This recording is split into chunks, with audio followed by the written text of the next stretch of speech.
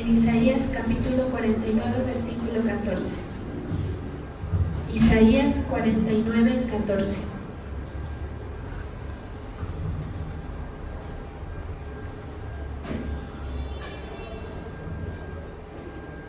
Pero Sión dijo: me dejó Jehová, y el Señor se olvidó de mí. Se olvidará la mujer de lo que dio a luz, para dejar de compadecerse del hijo de su vientre. Aunque olvide ella, yo nunca me olvidaré de ti. He aquí que en tus palmas de las manos te tengo, que en las palmas de las manos te tengo, esculpida delante de mí están siempre tus muros. Gracias, Señor. Hoy estamos dispuestos a recibir tu palabra, Señor, dispuestos a que tú nos hables una vez más, Señor. Te pedimos que tú muevas tu Santo Espíritu en medio de nosotros, en el nombre poderoso de Jesús. Amén y amén. La traducción al lenguaje actual dice: el pueblo de Jerusalén decía: Dios me abandonó, mi Dios se olvidó de mí. Pero Dios respondió: Jerusalén, ¿acaso puede una madre olvidar o dejar de amar a su hijo? Y aunque ella lo olvidara, yo no me olvidaré de ti. Yo te llevo grabada como un tatuaje en mis manos, siempre tengo presente tus murallas. Bueno, esta palabra nos recuerda el sentir que tiene Dios acerca de nosotros. A veces cuando ocurren circunstancias en nuestra vida, nos cuestionamos de cuál es la importancia que nosotros tenemos para Dios, ¿sí? Y el Señor quiere que nosotros recordemos en nuestro corazón cuál es el destino que el Señor tiene preparado para los que confían en Él. Esta promesa, esta palabra que el Señor le da al pueblo, se la da a ese pueblo que se ha humillado nuevamente, a pesar de que tenía esa sensación, porque a veces tenemos esas sensaciones como de que el Señor no está haciendo las cosas que nosotros necesitamos que Él haga. A pesar de eso, el pueblo estaba humillado, el pueblo de Israel. Entonces el Señor le dice esto: acuérdate de que aunque se olvidara de ti tu madre, tu padre, quien te dio a luz, que se supone que son las personas más importantes, yo me estoy acordando de ti y me estoy acordando de tu proceso. El Señor nos lo dice a nosotros como iglesia, porque como escuchábamos en la oración, la palabra dice que si no es el Señor el que hace las cosas por nosotros, no importa cuál sea el esfuerzo que nosotros podamos hacer para sostener algo. A veces nosotros luchamos en nuestra vida por sostener, por sacar a flote aspectos que nos son importantes, pero que sentimos que se nos salen de las manos. A veces entre la familia, a veces los padres están luchando para que sus hijos conozcan del Señor, para que sus hijos dejen algún mal camino, o para que los hijos entiendan alguna cosa, y esa lucha el Señor nos dice hoy: déjenla delante de mí. Lo mejor que nosotros podemos hacer, más que pelear y más que tratar de sostener o de hacer que las cosas marchen por nuestra propia cuenta, es dejársela al Señor, ¿sí? Porque Él es el que tiene en cuenta nuestro proceso. Él es el que se acuerda, como dice esta palabra, de nuestra situación, y dice que Él nos tiene esculpidos. Es como decir: yo conozco muy bien cada trazo de ti, nos dice el Señor, ¿sí? A veces pensamos que al Señor se le escapa lo que nosotros necesitamos, y eso es normal sentirlo en el camino de fe. Uno dice: pero ¿por qué si yo le he pedido al Señor? ¿Pero por qué si el Señor sabe que yo no tengo mala intención con eso que pido? Él sabe que es una necesidad que yo tengo. Pues el Señor nos viene a recordar que en el proceso que estemos pasando, Él sabe de qué tenemos necesidades, de qué, cuáles son las características personales de cada uno, para que nosotros recordemos que Él es nuestro hacedor, Él es nuestro creador, y por lo tanto Él conoce qué es lo que hay en nosotros y cuáles son las necesidades, ¿sí? Por eso dice: yo te llevo grabada como un tatuaje en mis manos. Es algo que el Señor siempre mira.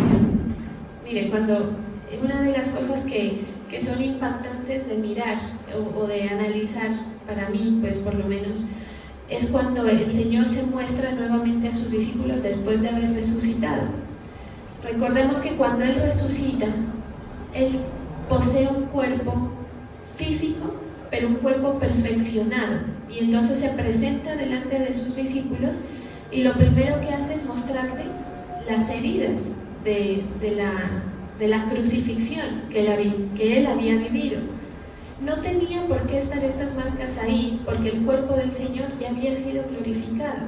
Él ya había muerto y ya había resucitado. Es más, con ese mismo cuerpo con el que Él se presenta a los discípulos, es con el mismo cuerpo que Él asciende al cielo, ¿sí? Entonces, de tal manera que en la tierra no queda ni rastro de la parte carnal de Él, pero ya está perfeccionado, ¿sí? De tal manera que Él puede elevar ese cuerpo físicamente al cielo. Entonces, ¿qué nos muestra esta parte? ¿O qué me habla a mí? De que el hecho de que el Señor tenga en Él las marcas le recuerda lo trágico o lo importante que fue, o el evento tan desastroso para Él como ser humano, de haber muerto por nosotros. Entonces el Señor quiere que nosotros recordemos que el amor de Él va mucho más allá de lo que nosotros inclusive podemos imaginar. Va más allá de la comprensión del amor paterno o materno, como dice aquí, ¿sí? Por eso dice: ¿acaso puede una madre olvidar o dejar de amar a su hijo?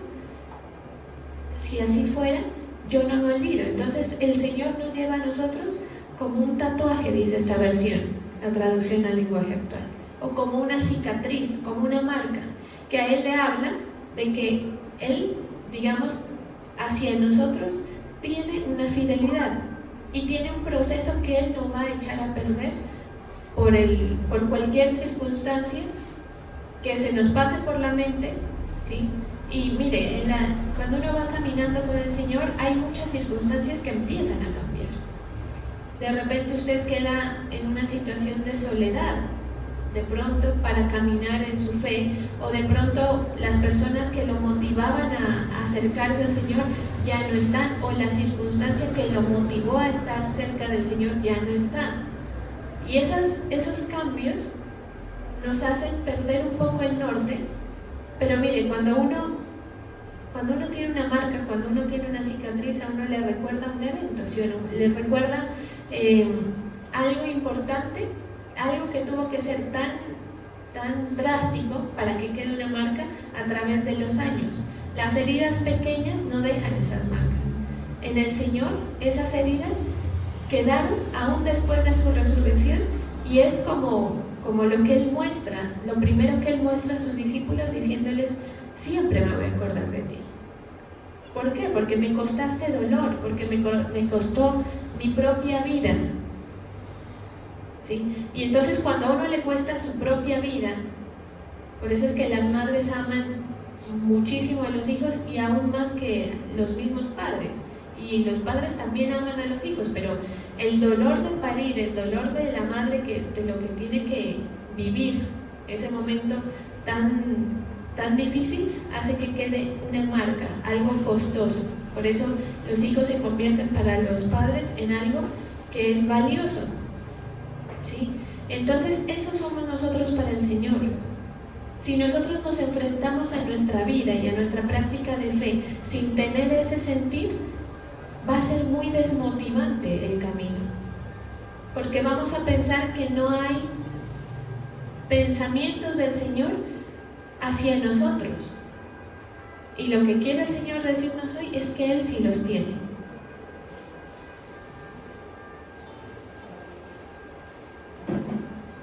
La obra del Señor iba mucho más allá de lo que aún de la obra de pecado. Recordemos que el Señor viene al mundo a limpiar del pecado a la humanidad. Y entonces hay un evento bien interesante que ocurre, que dice la palabra que el Señor iba pasando por ahí con sus discípulos, iban caminando y se encuentran con un ciego. Y entonces los discípulos le dicen al Señor: Señor, ¿por qué es ciego? ¿Quién pecó, él o pecaron sus padres? ¿Sí? Y el Señor le dice: ninguno de los dos. O sea, puede que sí, o sea, el Señor no estaba eximiendo de pecado a sus padres o a él mismo. Seguro que él tenía algo que no estaba bien delante del Señor, o sus antepasados seguro que habían cometido algún pecado. Cuando el Señor dice ninguno de los dos, no se refiere a que esa familia de este ciego haya estado libre de ese pecado, sino que es como decirles: lo importante no es de parte de quién él recibe ese mal.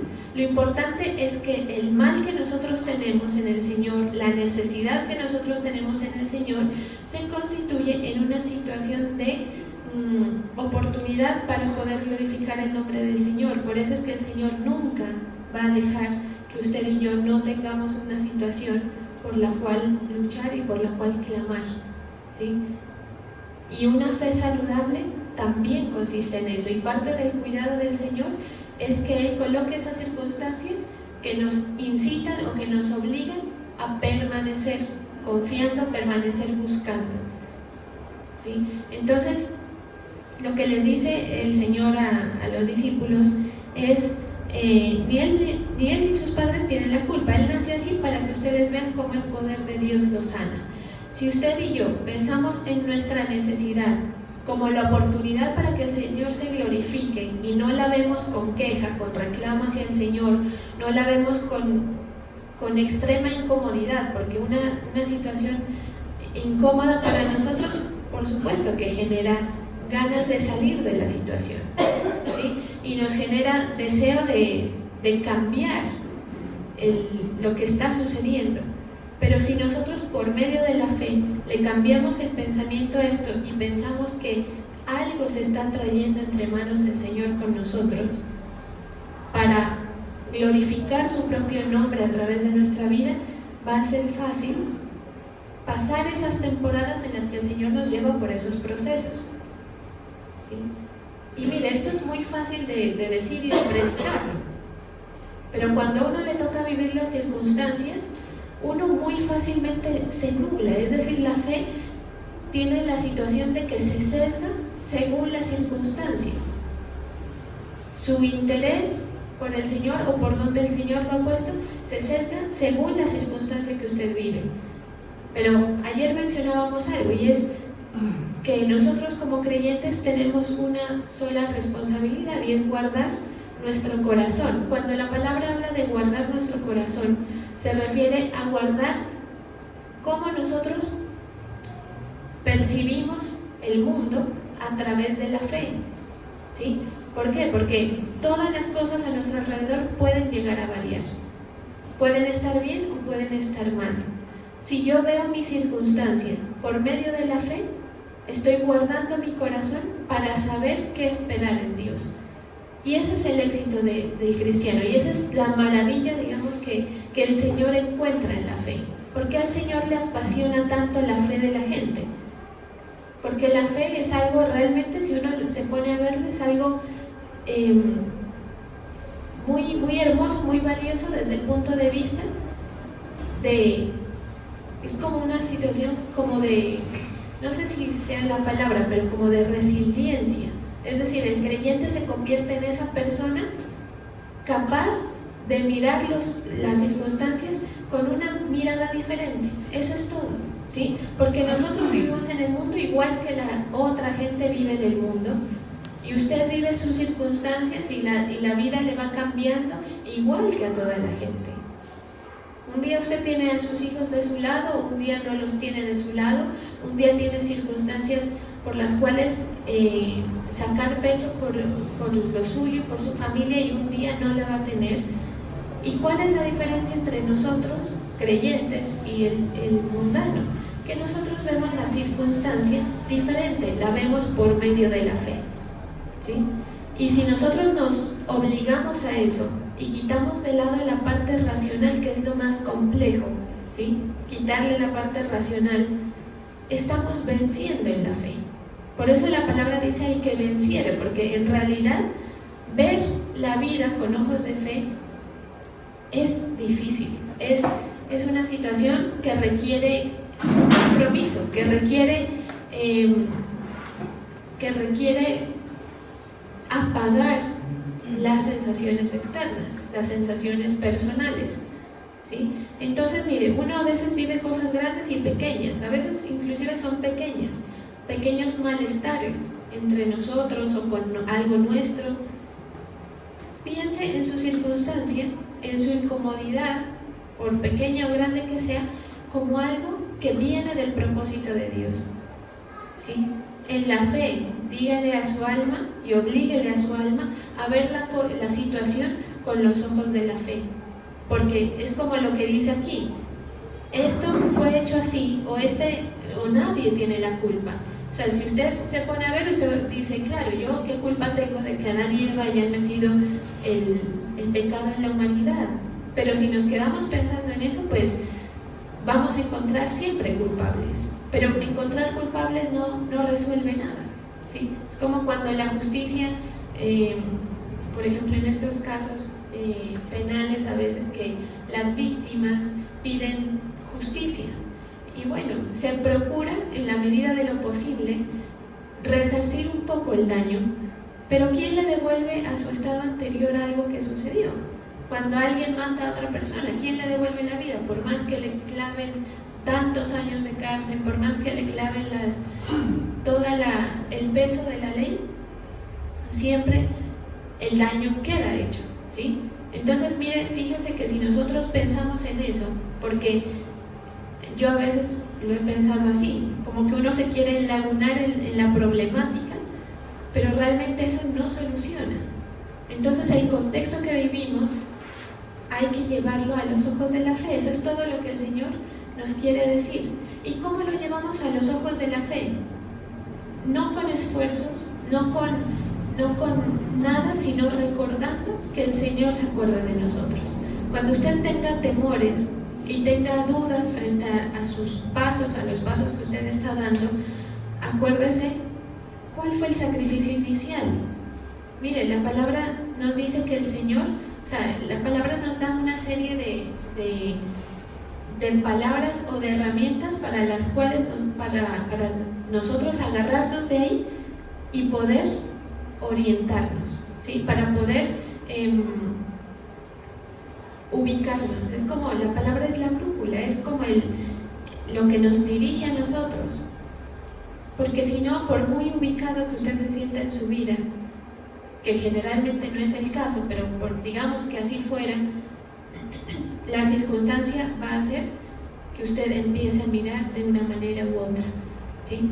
Entonces la palabra nos centra, y cuando usted quiera abortar todo, cuando usted se canse de las circunstancias o de lo que le pasa, usted tiene derecho a sentir esas cosas. Uno a veces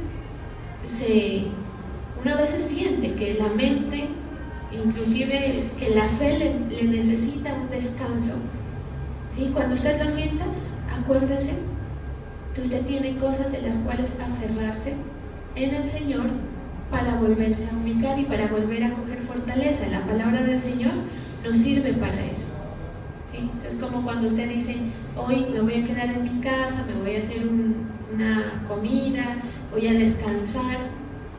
¿Sabe lo que el engaño del enemigo hacia la humanidad?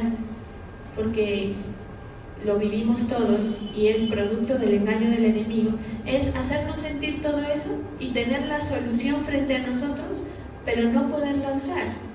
Fíjese, no hay algo más desgraciado en la vida que tener algo que le sirve a uno para algo y no poderlo usar, no poder usar las herramientas que uno tiene, porque es como lo más...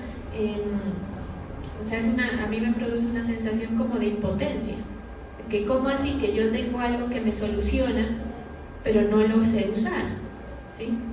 Es como el otro día en Salem no llegaba la persona del sonido y todos los músicos, nadie se acuerda de eso, ¿sí? Todos llegamos y servimos al Señor y todo digamos que está listo y corre porque hay una persona que está a cargo de eso.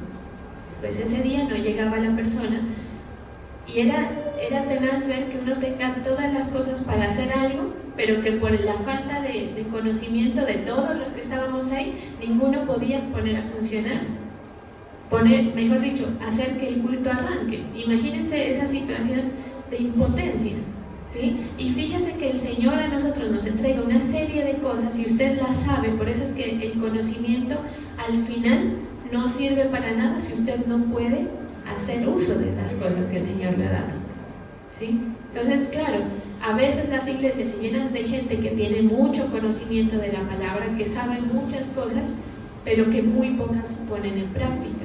A la hora de la batalla salimos con otras soluciones, salimos con otras salidas en vez de dar la batalla como la hemos aprendido, ¿sí? Entonces, ¿qué quiere el Señor? Que nuestra mente se ubique, sin importar la circunstancia en la que usted esté. En su temporada, dígale: Señor, me voy a agarrar de tus promesas para no abortar o para no tirar la toalla en mi batalla. Sí, porque mire, usted tiene una responsabilidad.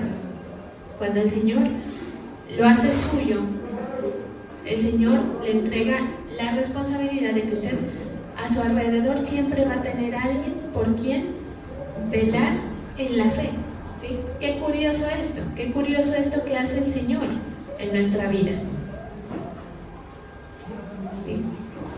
¿Qué hace el Señor? El Señor crea un sistema. Mire que el Evangelio no es individual, por eso es necesaria la iglesia, ¿sí?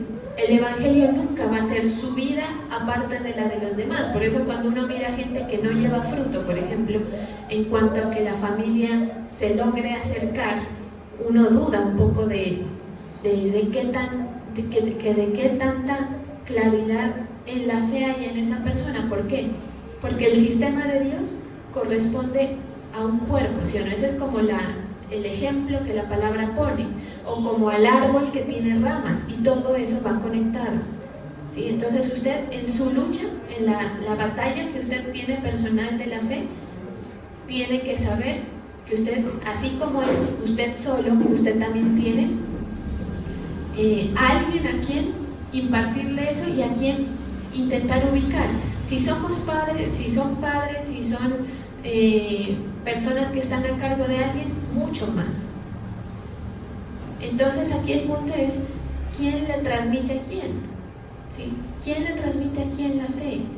Mire, porque usted tiene su batalla, es que ese es el punto importante. Usted tiene su batalla. Si usted es esposo o esposa, usted tiene su batalla. Y usted, a la luz de esta palabra, puede usted encontrarle culpable a quien usted quiera, ¿sí?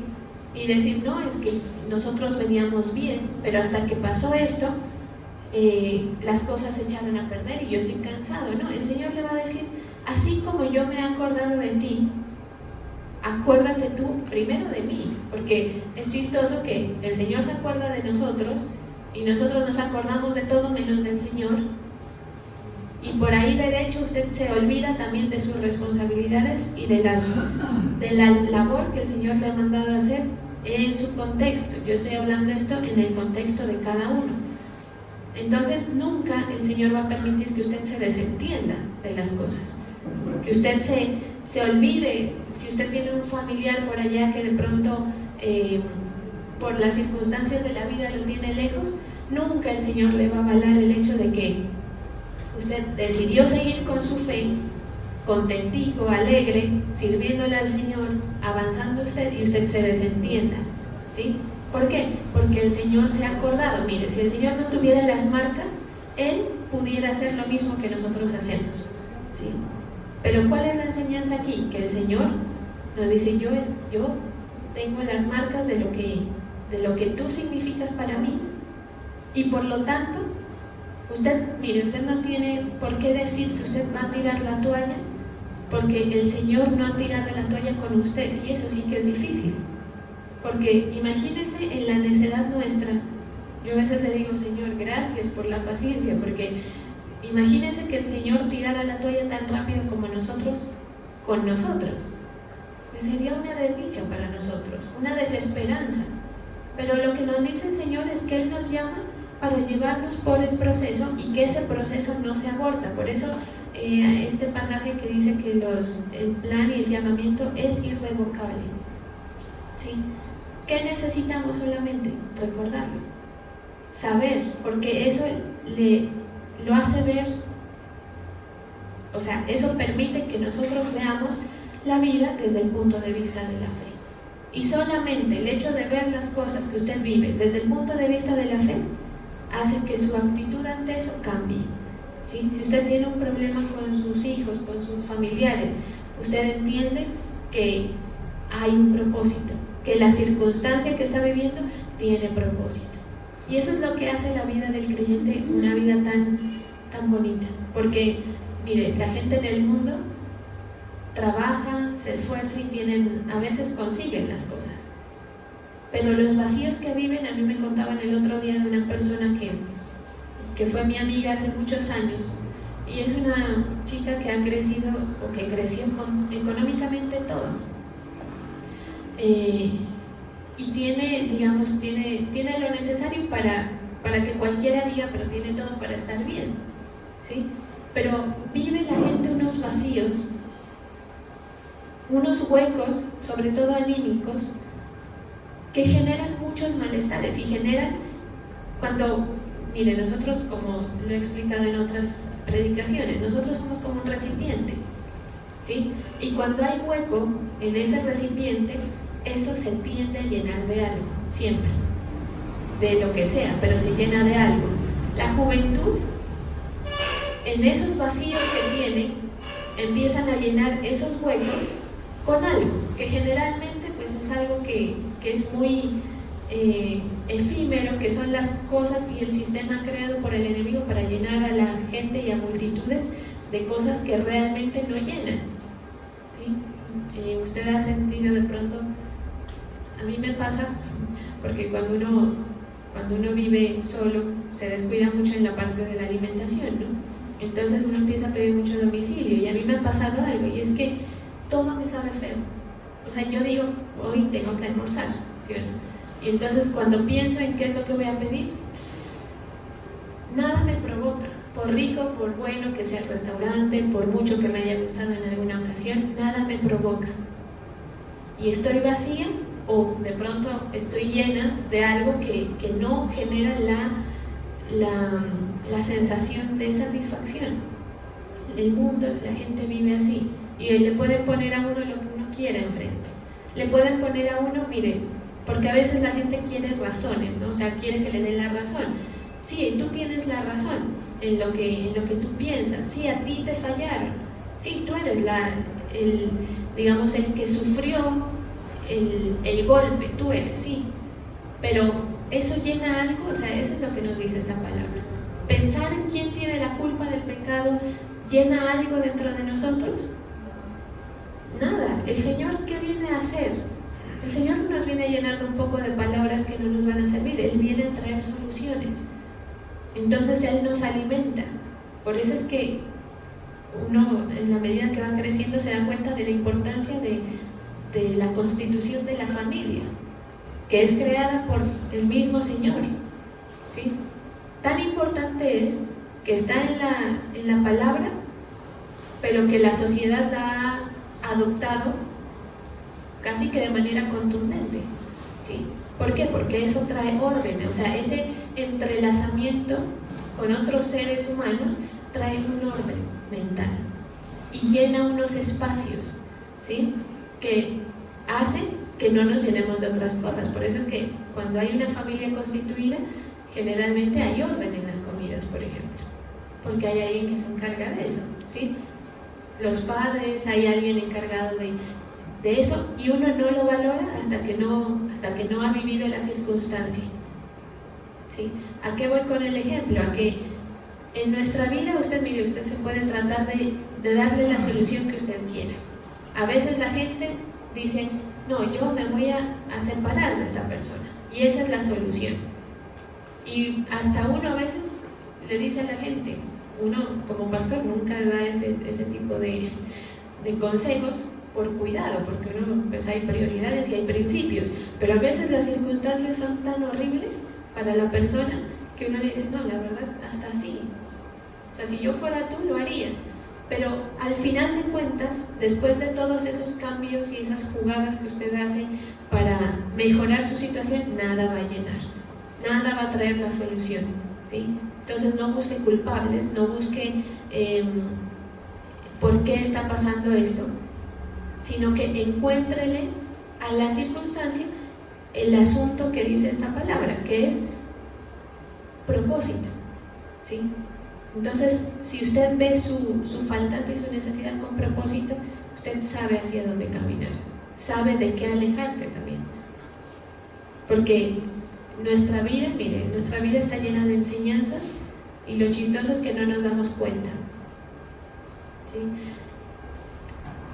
Usted analice lo que mira en su familia, en la gente que usted conoce, en quién está bien y quién está mal, quién ha logrado tener una cierta plenitud y quién no lo ha logrado, porque eso es importante. Porque se va a dar cuenta usted de que el que más pleno vive es el que está más cerca del Señor, porque la palabra dice que Dios es plenitud y esa palabra se cumple, y a veces, aunque nos hacemos los de la vista gorda, ¿sí? Y a veces que queremos como ignorar los ejemplos diarios que el Señor nos da en nuestra vida, pues están ahí, ¿sí? Y no hay que dejarse engañar. Miren, las apariencias a uno lo arrastran muchísimo, ¿sí? Y en la fe eso es un punto a tener en cuenta, porque a veces a mí me ha dado la sensación, y yo se lo he dicho al Señor, pero ¿por qué? O sea, uno siente que uno está peor que el resto, ¿sí? O que las otras personas están bien. Y si usted va y mete la cabeza allá, haga de cuenta, si usted va y mete la cabeza a otra iglesia, usted va a encontrar las mismas problemáticas, desde el discípulo hasta el pastor, ¿sí? ¿Por qué? Porque el asunto, lo que resuelve no es por ahí. Lo que resuelve es cómo usted concibe lo que sucede a través de la fe. Eso es todo lo que cambia y eso es lo que Cristo vino a hacer. Por eso dice, para que ustedes vean cómo el poder de Dios sana. Eso es todo lo que el Señor quiere que nosotros sepamos, ¿sí?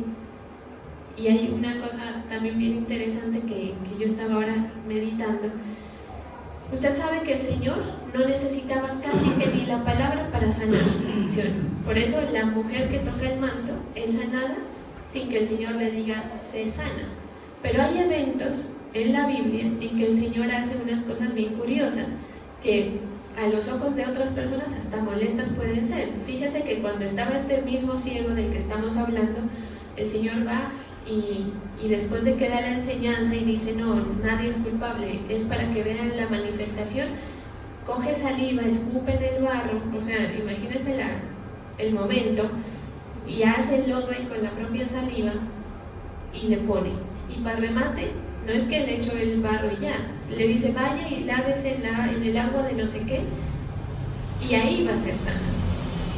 Hay otro momento en el que el Señor iba a sanar a un sordo, y dice una versión bien chistosa, que le metió el dedo por el huequito de la oreja, o sea, incomodísimo, ¿sí? Imagínense que yo llegue un buen día y de la nada, y usted diga, pastora, tengo un dolor en el oído, y yo, a ver, horrible, yo creo que no regresa usted, ¿sí? Y yo tampoco, sería horrible. Pero ¿por qué ese gesto del Señor de meter el dedo ahí? Mire, hay circunstancias en nuestra vida y hay momentos en que usted no se da cuenta, pero el Señor es como que estuviera metiéndole el dedo donde más le incomoda para sanarlo. Curiosidades del Señor. A veces es necesario hacer eso, otras veces es necesario solamente con que la persona toque el manto, como esta otra mujer, ¿sí? Pero para nosotros para que a nosotros nos deje, mire que todas las cosas que van ligadas con un sentimiento, digamos, que se vuelve contundente, se vuelve como para recordar, no sé, no estoy diciendo como, no me estoy dando a entender tal vez, pero haga de cuenta, yo este ejemplo lo he puesto porque lo escuché en una clase una vez, Haga de cuenta que aquí estamos aprendiendo del Señor y estamos aprendiendo de la palabra. Si de pronto, de repente sale una rata volando, corriendo por aquí, el momento, por el susto, ese momento nosotros lo recordaremos más que lo importante que es la palabra que estamos estudiando, ¿sí o no? ¿Por qué? Porque la sensación o sea, esos picos, digamos, de sensación hacen que las cosas se vuelvan de recordatorio en nuestra vida. ¿Sí? Todo lo que vaya ligado a la parte emocional es mucho más fácil de recordar que lo que es meramente como cognitivo, por decirlo, ¿no? ¿Por qué? Porque lo que el hombre más recuerda es eso.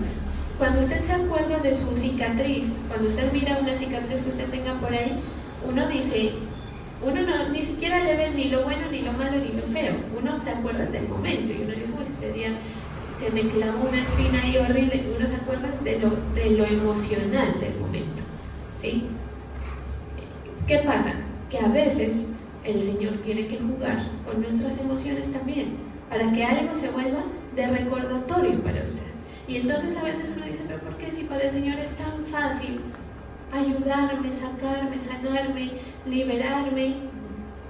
¿Por qué es que me tiene que llevar por el camino largo? Porque el Señor necesita que en usted eso quede, mejor dicho, tatuado así como Él lo tiene usted tatuado en su piel, ¿sí? Pero entonces, ¿qué? Las circunstancias hacen que nosotros perdamos el norte. Entonces, no, si el Señor no me ayuda, o yo no me siento cuidado, o por qué el Señor me permite esto, y confundimos las circunstancias. Como les decía ayer, ¿qué tal?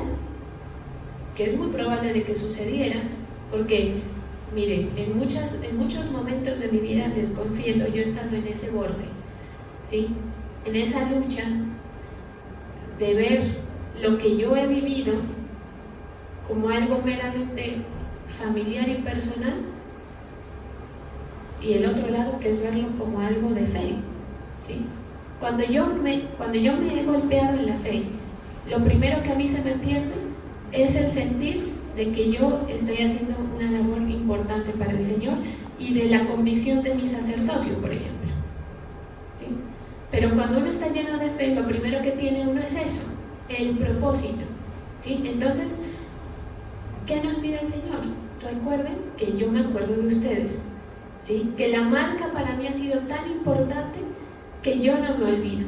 Es todo lo que tiene usted que saber, porque el Señor no tiene por qué dar la explicación de por dónde lo está llevando. Imagínense si el Señor se sienta con cada uno a explicarnos, ¿sí? Entonces, ¿el Señor qué espera de nosotros? El Señor te dice, mira, yo no te voy a explicar, tú solo confía en el proceso que yo te estoy llevando a tener.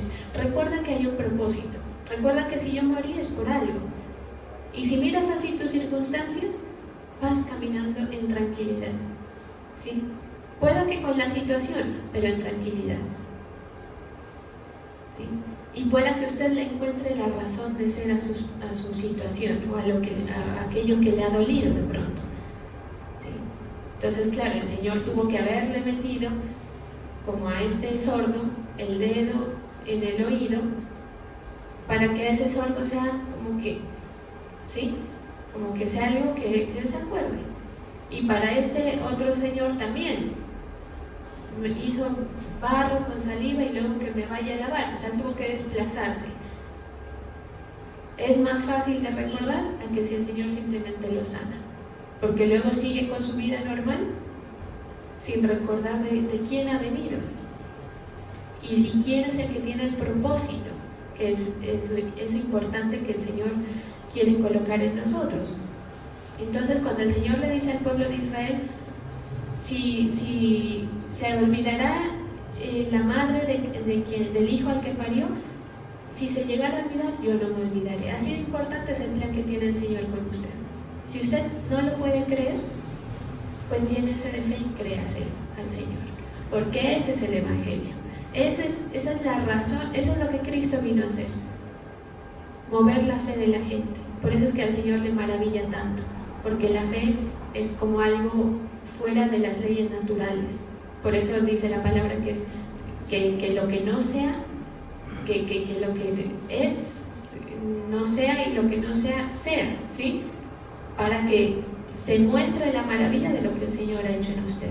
Sin la circunstancia que usted ha vivido, imposible demostrarlo, ¿sí? Sin la circunstancia que el Señor le pone, imposible demostrarlo, ¿sí? Entonces, véanlo así. Y en su batalla personal, sepa que el Señor tiene un propósito de esto que Él está llevando, ¿sí? Hay un pasaje que me parece bien bonito.